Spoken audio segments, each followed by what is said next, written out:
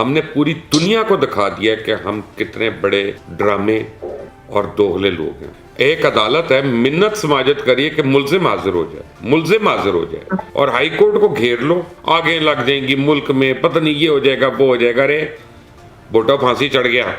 आज इस मुल्क ने दिखा दिया ना हमारी अदालत की कोई हैसियत, ना पुलिस की हैसियत, ना लीडर को पकड़ने के हम रवादार। लानत है ऐसे लीडरी पे कि जो खुद कानून को तोड़े और कहे कानून एक होना चाहिए अमीर के लिए गरीब के लिए। खुद सारों को कह रहा है कि जेल भरो और अपनी कबल अज गिरफ्तारी की जमानत करवाने जा रहा है। ये लीडर है कि अगर आपके अपने घर में आपका अपना शौहर जो है वो आपके वजीर आजम होने पे यकीन नहीं करता, तो आप बाकी दुनिया को कैसे कह रही हैं कि मुझे वजीर आजम की शक्ल में एक्सेप्ट करो। और इस्तीफा नहीं दे सकता तो टीवी पे बैठ के टेंट करा ले एक दफा कम से कम। अस्सलाम वालेकुम नाजरीन, आप देख रहे हैं मुबश्शिर लुकमान यूट्यूब चैनल। मैं हूं महविश तबस्सुम। नाजरीन, खान साहब को आज अदालत ने पेश होने का हुक्म दिया था और आज लेकिन वो पेश हुए तो उन्होंने बहुत ज़्यादा इंतज़ार करवाया, मतलब ऑलमोस्ट 6 घंटे उन्होंने जजेस को भी पूरी कौम को इंतज़ार करवाया। मुबश्शिर साहब, आपको कैसा लगा इंतज़ार? मैं ये देख रहा हूँ कि पाकिस्तान की एग्जिस्टेंस की अब कोई वजह नहीं है। अगर आज पाकिस्तान ख़त्म हो जाए, तबाह हो जाए, तो कोई इसके लिए रोने वाला नहीं होगा, क्योंकि हमने पूरी दुनिया को दिखा दिया कि हम कितने बड़े झूठे ड्रामे और दोगले लोग हैं। वो इधर हो या इधर हो या इधर हो। और आज हमने दुनिया को ये बता दिया कि वाकई हम ये मुल्क चलाने के अहल ही नहीं है। हमारा मुल्क आउटसोर्स करो, किसी और को लेके आओ यहाँ पे, या कोई और कौम बदलो हमारे अंदर से। आप देखें, एक अदालत है, मिन्नत समाजत करिए कि मुल्जिम हाजिर हो जाए, मुल्जिम हाजिर हो जाए, मुल्जिम हाजिर हो जाए, और जब तक मुल्जिम नहीं आएगा अदालत वेट करेगी, अदालत वेट करेगी। एंड में खबरें आ रही हैं कि जनाब गाड़ी में हाजिरी हो जाएगी उसकी, तो यार फिर अदालत को चाहिए था घर जाके हाजिरी दे देते, वहीं पे खुद ही हाजिरी दे देते। और उसने भी इतना बड़ा ड्रामा किया, हर MPA को, हर टिकट होल्डर को, हर MNA को हुक्म दिया कि 500 आदमी अपने अपने हल्के के लेके आने और रश करके रखना, और हाई कोर्ट को घेर लो ताकि लोगों को लगे पता नहीं इसको अगर गिरफ्तार किया तो क्या हो जाएगा, पहिया जाम हो जाएगा, पुलिस नहीं काबू कर सकेगी, आगे लग जाएंगी मुल्क में, पता नहीं ये हो जाएगा वो हो जाएगा। अरे बोटा फांसी चढ़ गया। कितनी आगे लगी थी? इमरान खान पे कोई आग नहीं लगनी। ये ड्रामे हैं, वो टायर अपने जला सकते हैं पुराने 2-4 लोग, लेकिन आप ये देखें कि ये 3 दिन से ये ड्रामा इकट्ठे हुए ना। मैं बात जो कर रहा हूँ वो सुन लें आप। लोग अगर चोरों के लिए इकट्ठे होना है, डाकुओं के लिए इकट्ठे होना है, कानून तोड़ने वालों के लिए इकट्ठे होना है, तभी तो इस मुल्क के रहने का जवाब कोई नहीं। मैं तो कहता हूँ खत्म हो गया ये मुल्क। आज इस मुल्क ने दिखा दिया ना हमारी अदालत की कोई हैसियत, ना पुलिस की हैसियत, ना लीडर को पकड़ने के हम रवादार। वो लीडर चोर हो, उचक्का हो, डाकू हो, जो मर्जी हो, वो अपनी मर्जी करेगा और हम करवाएंगे 5 मिनट और, 1 घंटा और, 2 घंटे और, 1 दिन और। अच्छा पीर को आ जाना मेरा बेटा, मेरा बच्चा।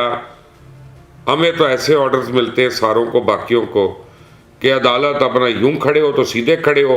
और वही चीफ जस्टिस में आज फोन कर रहा था, अभी मेरा बात नहीं हुई साकिब निसार साहब को, कि हालत तो ये थी इन जजेस की। साकिब निसार साहब को पूछे कि नेशनल हॉस्पिटल आए थे, तो नेशनल हॉस्पिटल के जो एक डायरेक्टर है महमूद भट्टी, उनको दूर से कहते ये तुम कौन सी कमीज पहन के आए हुए होटल अपने हॉस्पिटल में, नेशनल हॉस्पिटल की बात करो। और वो उस हॉस्पिटल में वो खड़े खड़े उसको वहां पे कर दिया उसको कि इसका पासपोर्ट जब्त कर लो, इसका नाम ECL पे डाल दो, ये कर दो, ये ड्रेस होके कैसे आया भाई ये यहाँ पे। कभी ये यानी जो आदमी आपकी इज्जत कर रहा है उसके साथ आप यूं भड़क के पड़ रहे हैं, और जो आदमी आपको पूरी दुनिया के आगे उसने मजाक उड़ा दिया, उससे आप गाड़ियों में जाके हाजिरी लेंगे। सर, अदालत ने कह दिया पुलिस को कि 5 मिनट में पेश करें खान साहब को। मैं कह रहा हूं कि ये 5 मिनट आज 1080 मिनट के बाद क्यों हो रहे हैं? ठीक है ना। तो ये अब मेरा मतलब है कि, और क्या ड्रामा, चल के आराम से आपने देखा उसको, तस्वीरें देखे, वीडियो देखे, घर से चल के बाहर तक कितना लंबा रास्ता, वो आराम से चलकर आया, गाड़ी में बैठा है, अब आगे व्हीलचेयर पे सफर होगा। यानी कमाल है ये टोट बटोट और उसके फॉलोअर्स जो हैं कि झूठ के, मुबालगा राई के, यानी सारे रिकॉर्ड्स उन्होंने क्रॉस कर दिए। मैं तो आपको कह रहा हूँ कि ये वाकई सबसे पॉपुलर लीडर है, इसमें कोई दो राय नहीं है। और मैं आपको ये कह रहा हूँ कि इसके बड़े चाहने वाले हैं, और ये मैं आपको कह रहा हूँ कि वो कानून तोड़ने को तैयार हैं, इसलिए अब इस मुल्क का कोई जवाब नहीं है। और इसीलिए इस मुल्क से रिकॉर्ड नंबर के लोग जो अब भाग रहे हैं, जो भाग सकते हैं। और पहले तो गरीब भागते थे ना, अब यहाँ से अमीर लोग भाग रहे हैं। अमीर मुतवसत तबके के लोग भाग रहे हैं कि उनको नजर ही नहीं आ रहा यहाँ पे कोई रूल ऑफ लॉ, यहाँ पे कोई फ्यूचर किसी किस्म का, कि कानून तो उसका है जिसकी लाठी है, उसी की ये भैंस बन के अपनी कमर आगे कर देती है, बस वही हाँकता रहे उनको। वो चाहे इमरान खान हो, वो चाहे नवाज शरीफ हो, वो चाहे शहबाज शरीफ हो, वो चाहे आसिफ जरदारी हो, जो मर्जी हो इनमें से, आपका कानून हाथ नहीं लगा सकता। ये बड़े बड़े जन्नात हैं। तो अब ये मुल्क खत्म। अब ये वॉर लॉर्ड्स की इजारादारी है यहाँ पे। वो वॉर लॉर्ड्स जिन्होंने असला भी रखा हुआ है, बंदूकें भी उनके पास मैन पावर भी है, उनके पास गुंडे बदमाश भी, उनके पास तलंगे भी हैं, उनके पास जाती गार्ड भी हैं। ये वॉर लॉर्ड्स हैं। सिर्फ ये है कि ये वो वाले वॉर लॉर्ड्स हैं जिनको अंग्रेजी बोलनी आती है, जो हमारी तरह के कपड़े पहन लेते हैं, वरना वो और जो अफगानिस्तान के वॉर लॉर्ड्स हैं, इनके और उनकी ज़हनियत में क्या फ़र्क है। तबाह कर दो, ख़त्म कर दो, ये कर दो, वो कर दो। टॉलरेंस ही ख़त्म हो गई है हमारे यहाँ, और हिम्मत ही नहीं है हमारे रियासत में। शहबाज शरीफ को आज इस्तीफ़ा दे देना चाहिए। मैं बाकी चीफ जस्टिस साहब के मतलब क्या कहूँ। अब वो आ गई वीडियोज़ आ गई, ऑडियोज़ आ गई। अब सुना है वो जज साहब के ऊपर बड़ा एक जोर पड़ रहा है, उनको लोग कह रहे हैं कि आप छोड़ दें, बड़ा जोर पड़ रहा है। लेकिन ये हमारा सिस्टम है ना यार, ये भी तो बताए ना कि जिसकी एक हमने करनी थी ऑडियो रिकॉर्ड, वो तो हमने कर ली, लेकिन कितने लोग हैं जो यही काम करते हैं। तो ये कैसे चलेगा मुल्क? ये चल तो नहीं रहा ना। जो तड़प रहा है, जो जान दे रहा है, जो अस्पताल के वेंटिलेटर पे है और उसको ऑक्सीजन नहीं मिल रही है, जिसको दवाई नहीं मिल रही है, जिसको दूध अपना प्योर नहीं मिल रहा, जिसको बच्चों का रोजगार नहीं मिल रहा, जिसको माँ बाप के लिए अस्पताल नहीं मिल रहा, उसके लिए तो नहीं चल रही है मुल्क। चल तो उसी के लिए रहा है ना जिसके पास नोट है, जिसकी गाड़ी के आगे को खड़ा नहीं हो सकता।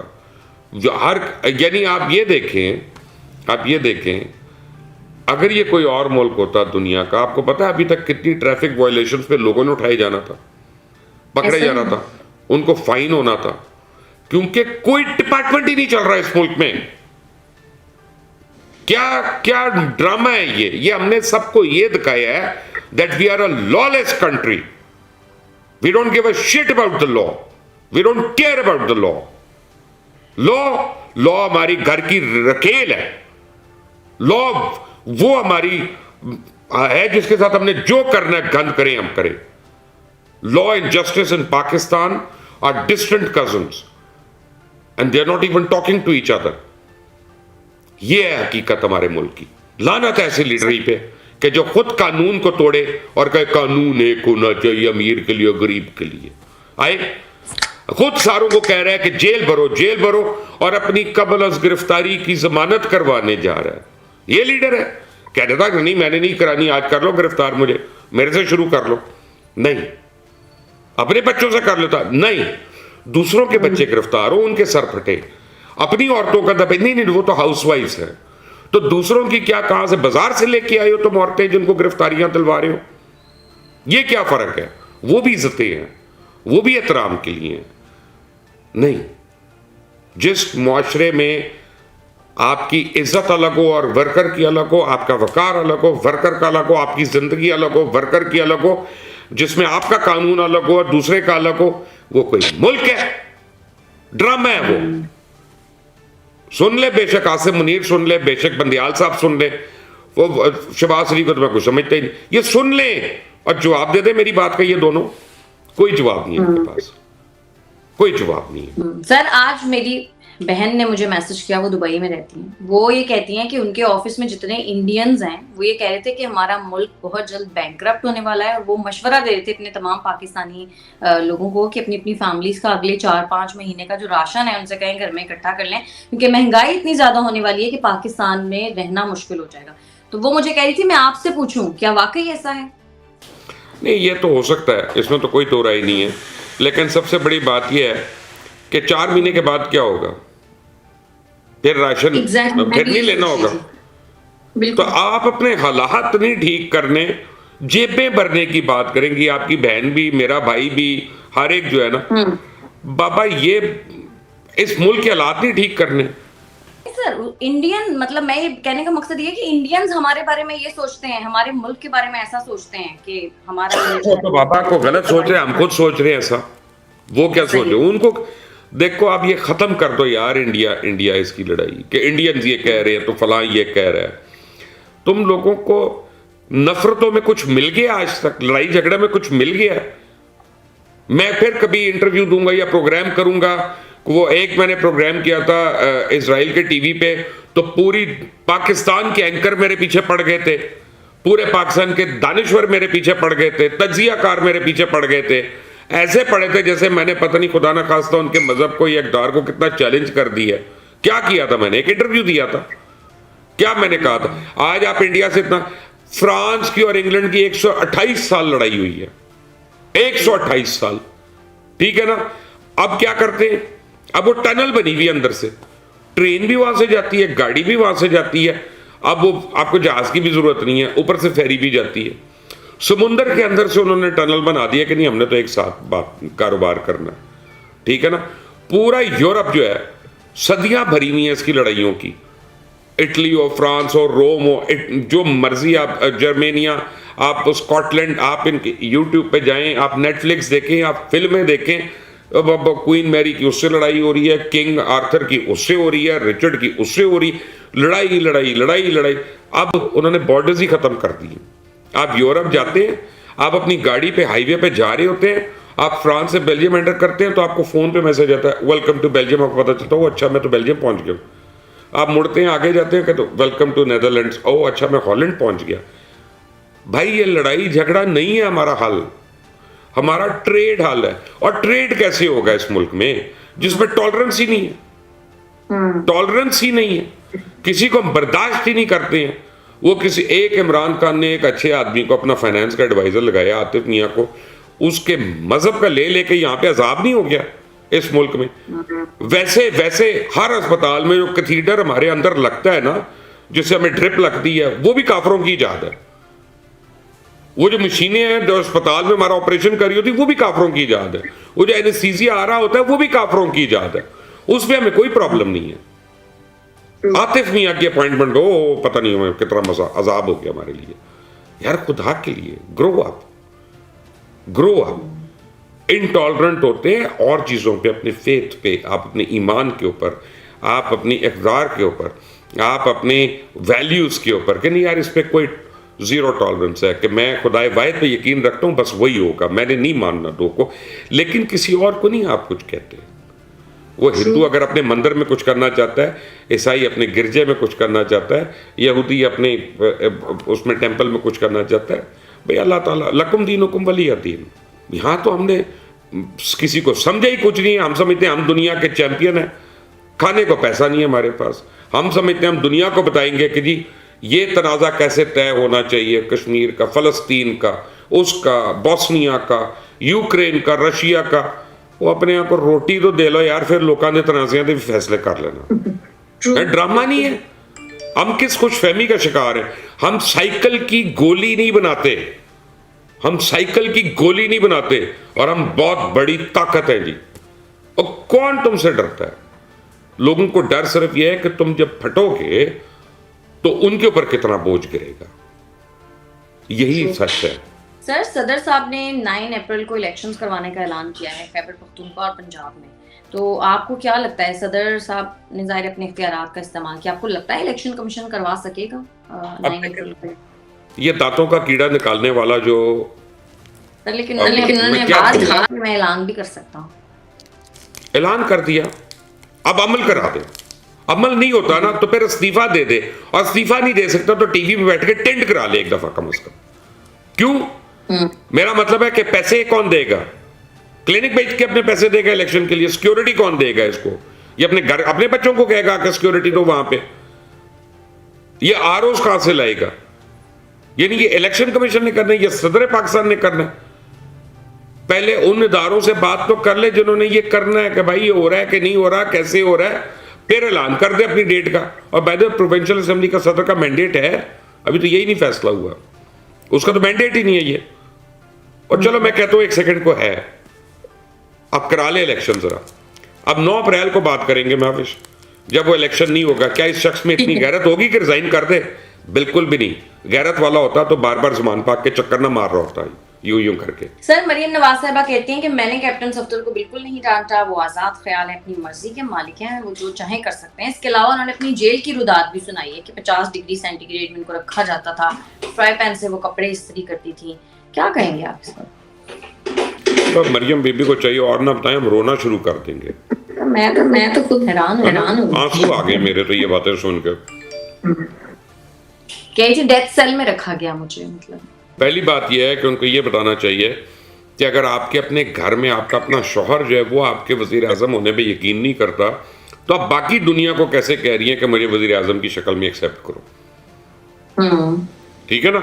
अगर आपका अपना शौहर जो है आपके वालिद मोहतरम की वोट को इज्जत दो के बयानिए पे नहीं यकीन कर रहा, तो आप दूसरे वर्कर्स को क्यों जोर दे रही है कि नहीं हर वक्त हमने यही बात करनी है? ये आज़ादी नहीं है, ये आपकी फेलियर है, टोटल फेलियर है। मैंने कहा ना, इमरान खान हो, मरियम नवाज हो, वो क्या कहते हैं अल्ताफ, कोई बंदा उठा लें, we are blessed with the incompetent people, this country is blessed by them. जो सबसे इनकॉम्पिटेंट लोग हैं वो हमने अपने ऊपर ला के मुसल्लत कर दिए। मैं तवे से इस्त्री कर दी थी, किससे इस्त्री कर दी थी?